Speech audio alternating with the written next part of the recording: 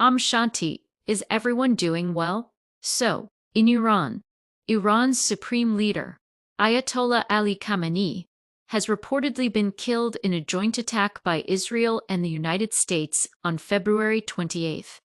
This has created a massive shock across the world and also offers a very significant lesson, not only at a global level, but even in the personal life of every individual. Looking at Khamenei's life, he was born in Iran, into a deeply religious family with strong faith.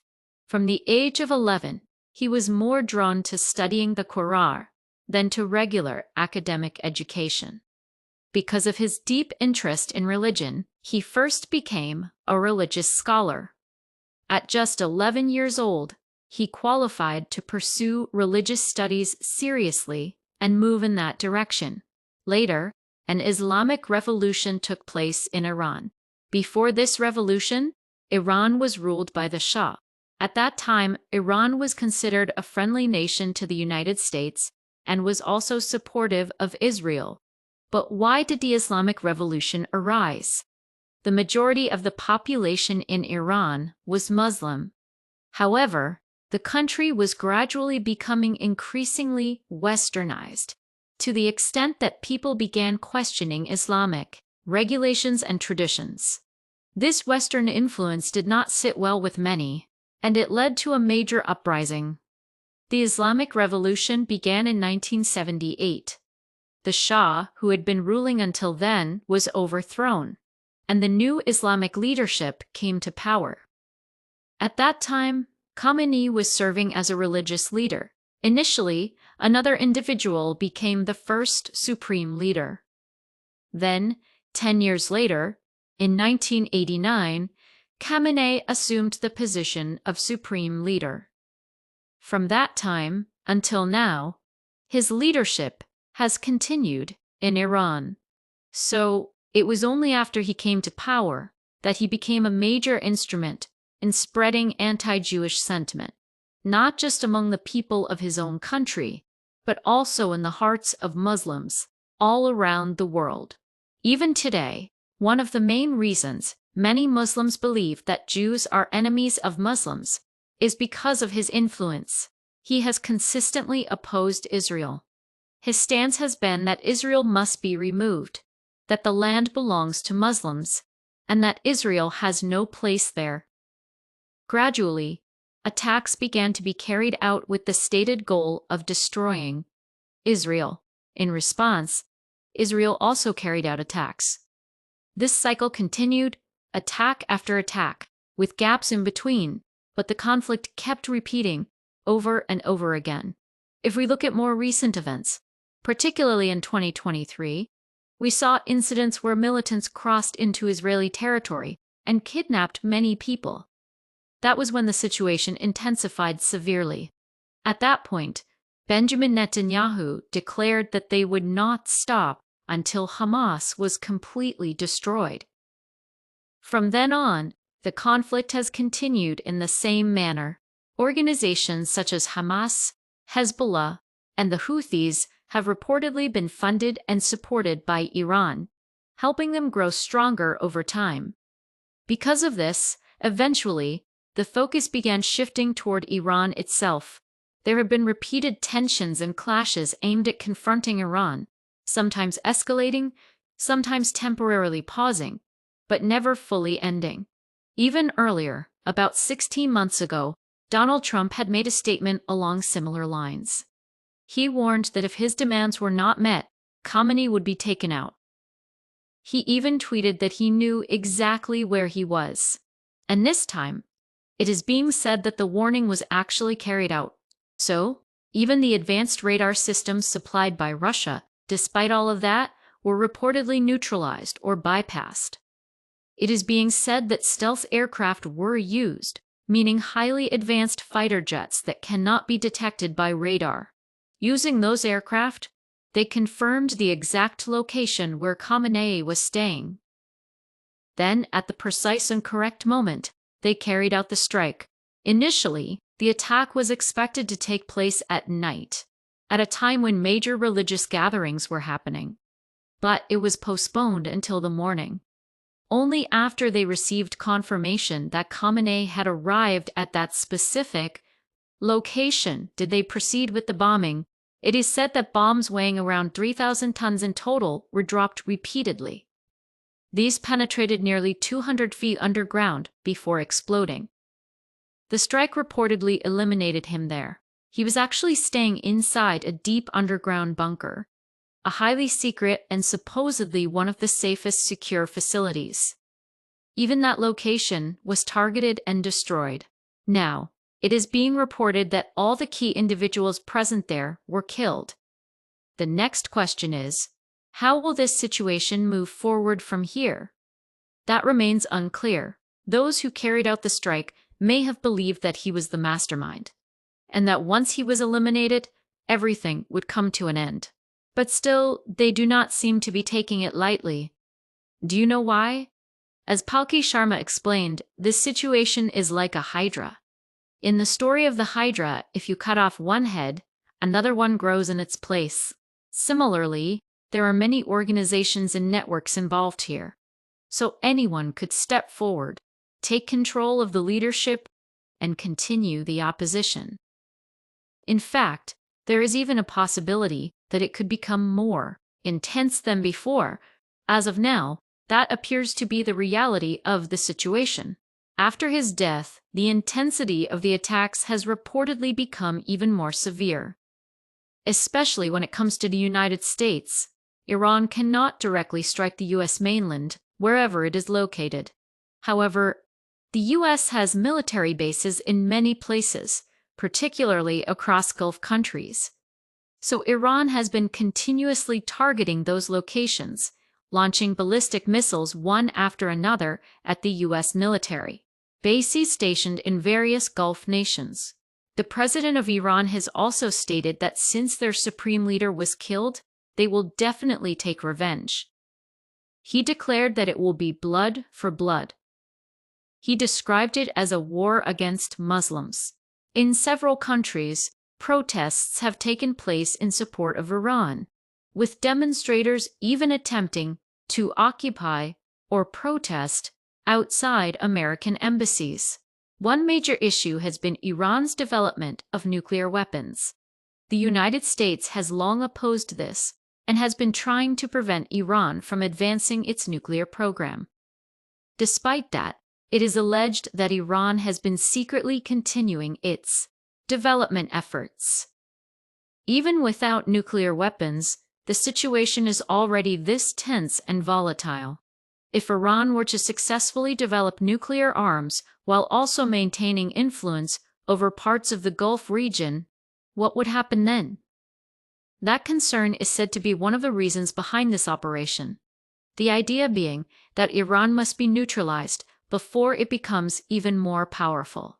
About a month ago, when Donald Trump issued a warning to Ayatollah Khamenei, Khamenei reportedly responded by saying that trying to frighten someone who does not even know what fear is shows ignorance.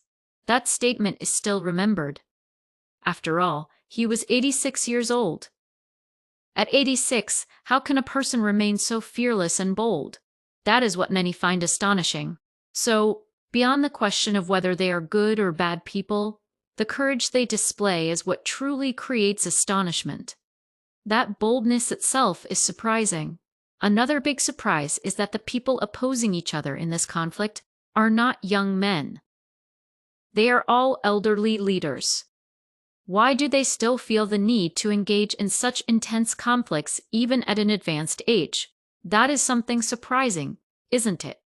Most of them are well above 70 years old. Even though there may be political reasons and political advantages behind these actions, at the core, their stated intention is to protect their nation, to protect their religion, and to protect their community or race.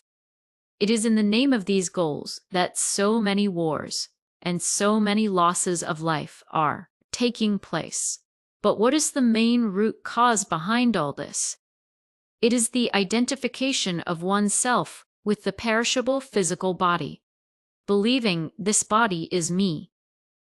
That identification is what I believe is the fundamental problem, because even the recently deceased Khamenei, it cannot simply be said that he died purely for Iran or purely for Muslims. The reason is that many Muslims themselves were reportedly killed under his rule within his own country. On suspicion that some people might be enemies, many were detained, many were arrested. There have been numerous allegations of harsh actions taken against dissenters. Apart from that, there are very strict laws in place there. For example, about 2 years ago, there was a young woman whose burqa was considered to be worn loosely. She was taken to the police station. Later, she died. It is still unclear how exactly she died, whether she was beaten or what truly happened. The circumstances surrounding her death remain uncertain. Then a massive and intense revolution broke out. At that time, many people thought that the government would definitely collapse. But afterward, they used force and brought the situation under control. Similar incidents happened 2 or 3 times.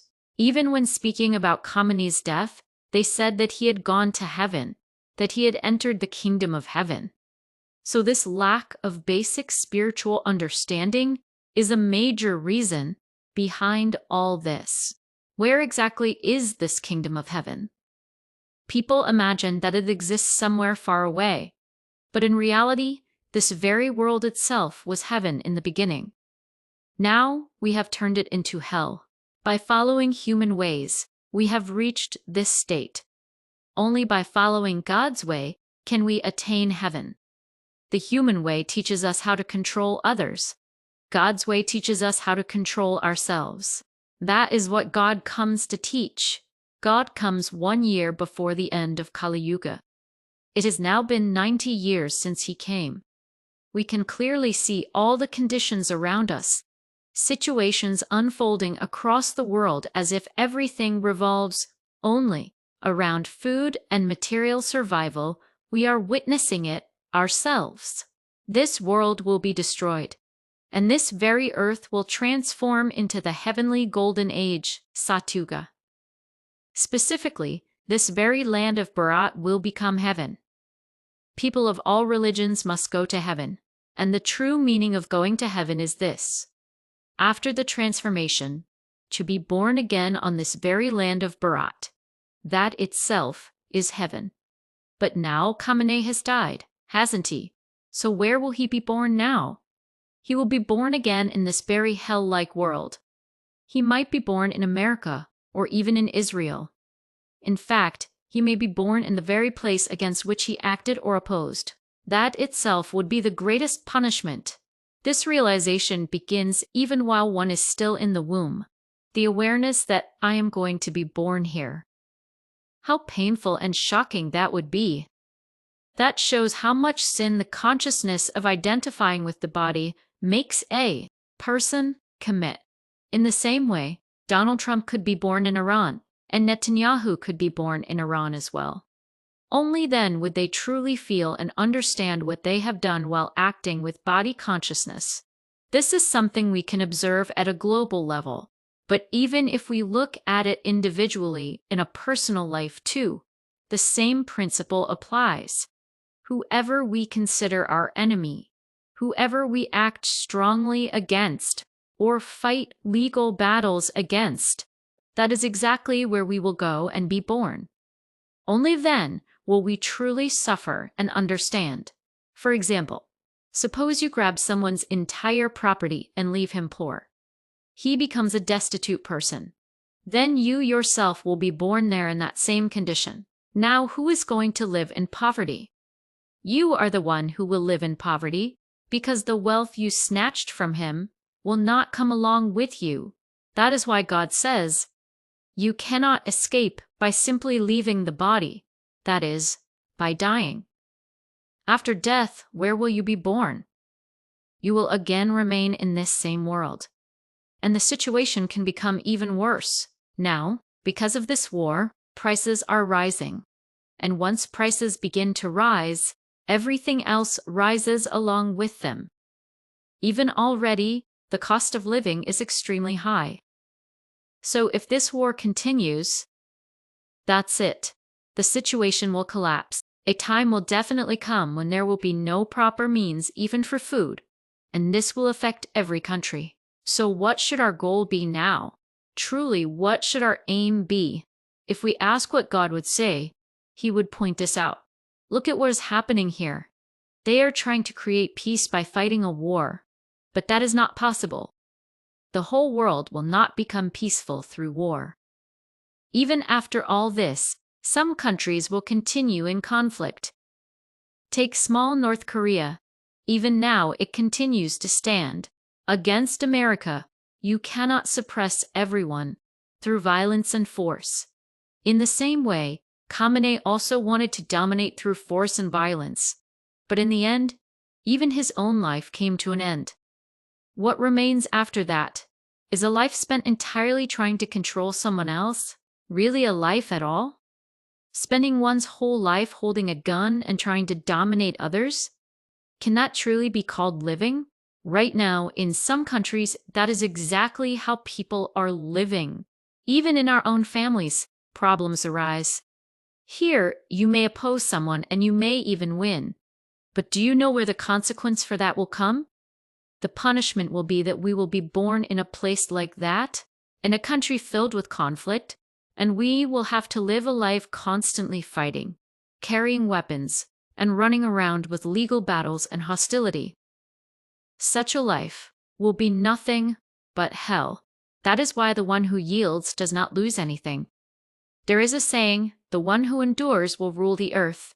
That is very true in the present time. In fact, from what I understand, even people who keep reading this kind of news are influenced negatively by it. When they see a powerful nation threatening another country, saying submit, or else, and even killing if there is no submission, they begin to think that the one with military power and high status is the truly powerful one. They assume that the person with 4 stars is the one who really has strength. But in reality, look at what is happening now. Those who rely on force, their situation ultimately becomes worse. Every single person who tries to dominate through force ends up facing a terrible outcome. People fail to notice that, at the moment, it may look like heroism. Some may even feel inspired by it. But usually, those who get inspired by such things are people who, over many births, have already followed the wrong path. They are attracted to it again and will repeat the same mistakes. In the end, however, their conclusion will be very cruel and painful. So if we truly want to create a peaceful world, do you know how it can be done? Only through peace itself. Then won't people think that if we remain peaceful, we are weak? Won't they take advantage of us? Yes, they might. But still, this world as it is now will never become peaceful. It is a restless world, a sorrowful world. Even a person who has wealth will not be at peace. In fact, compared to the one who has nothing, the one who has wealth is often more disturbed. Why? Because he constantly lives in fear that someone may snatch it away from him.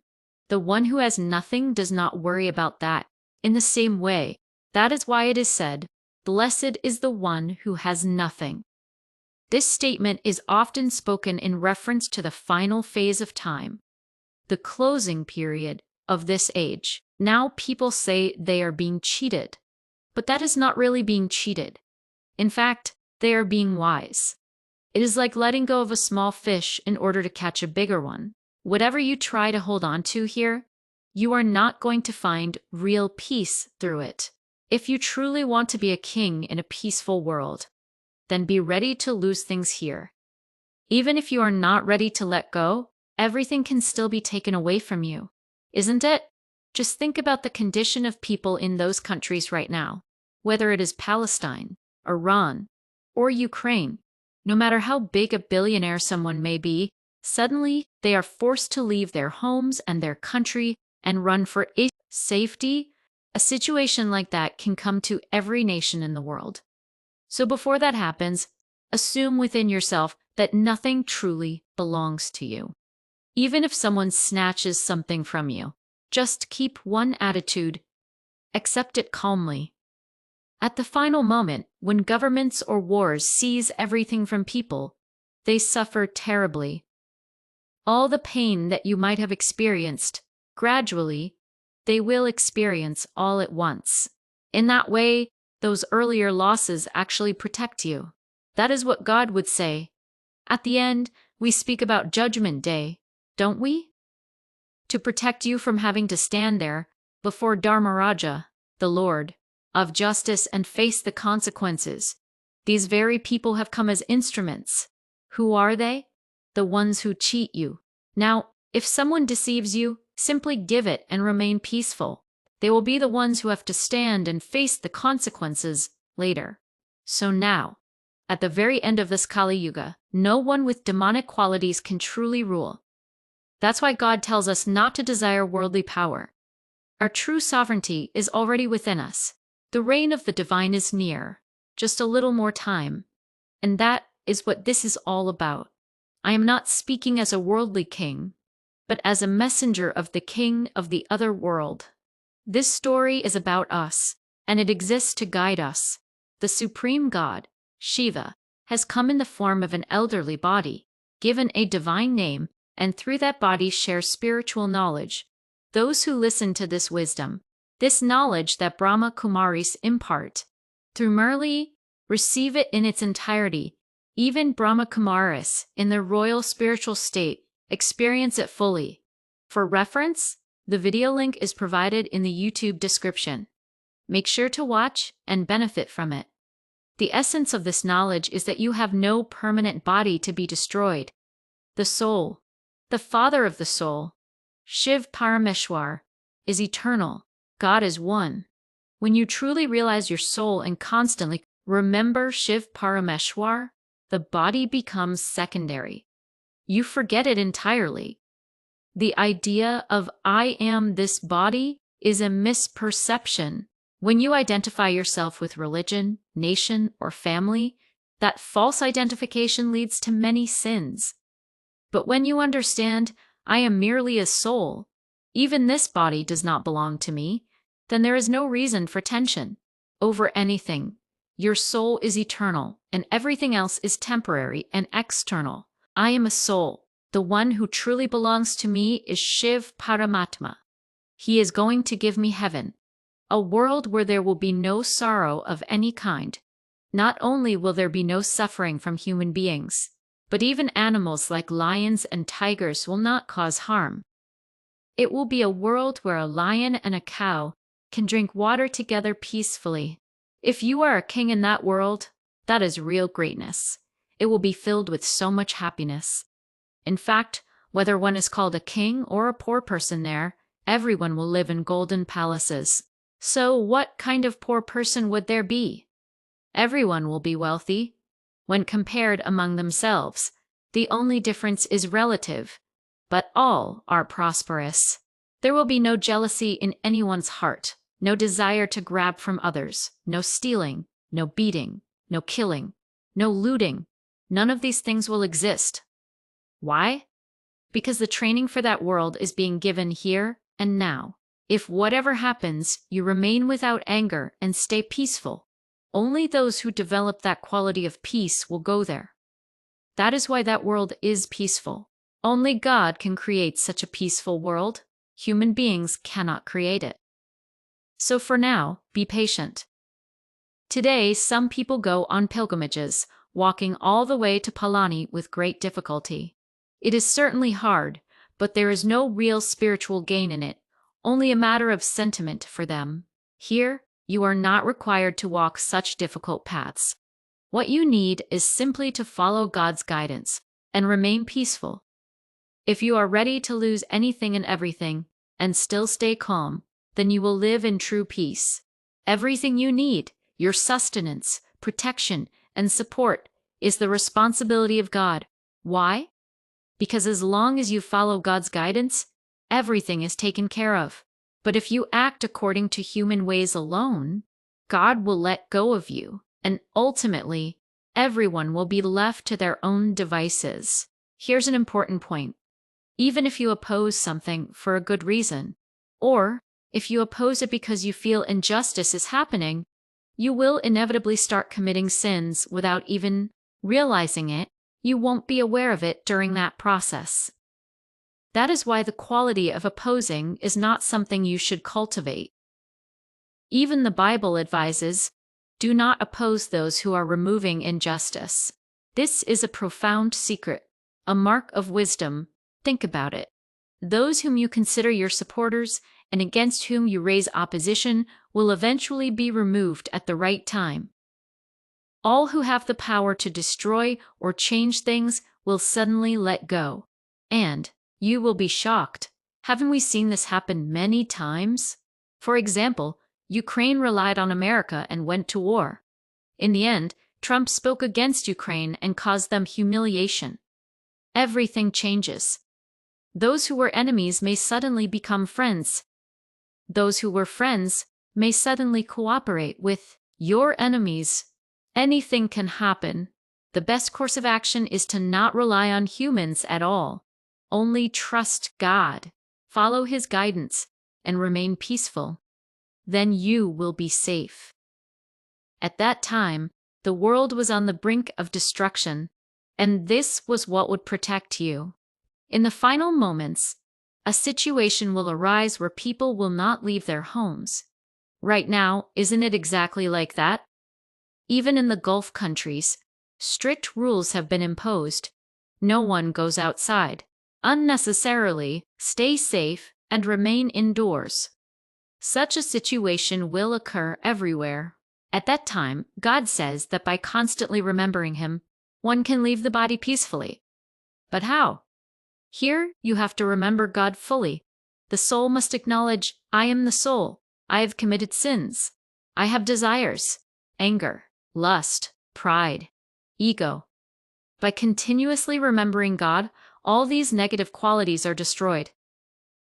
Only by thinking about God and nothing else do these qualities vanish on their own. The wisdom God gives must be reflected upon. Those who have already practiced this wisdom will find it easy to leave the body in the final moments.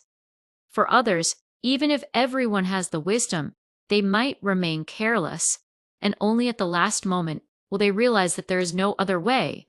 They will think at the peak of sorrow.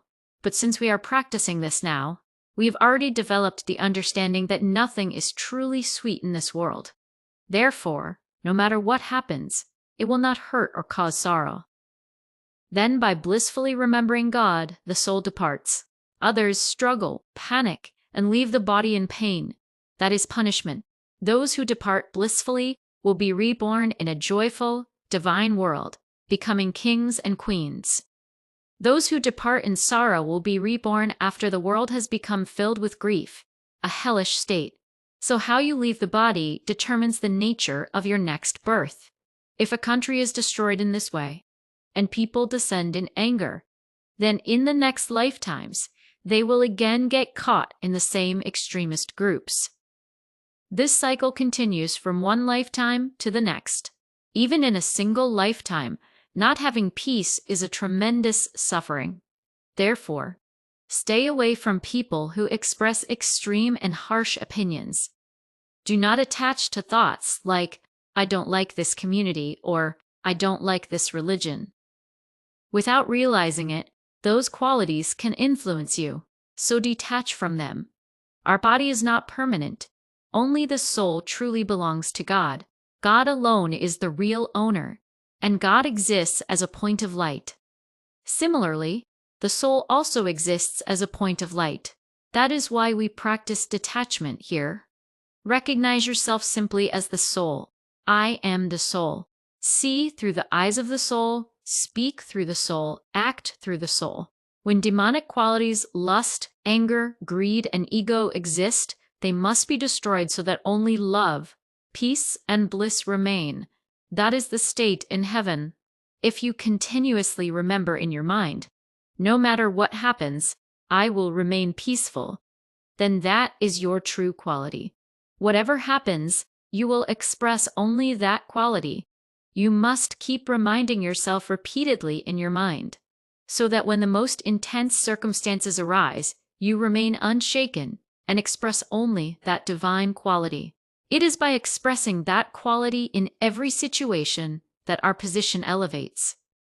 Only then can we reveal God through ourselves, because only the true children of God can remain peaceful. Even if religions speak of some good things, and even if they talk about the traits of beasts, all religions do that, right?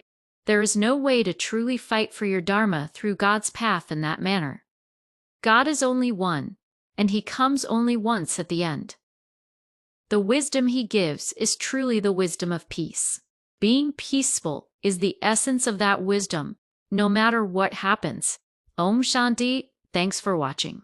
So, the Iranian government calls Khamenei's death a heroic death. Is there any heroism in that?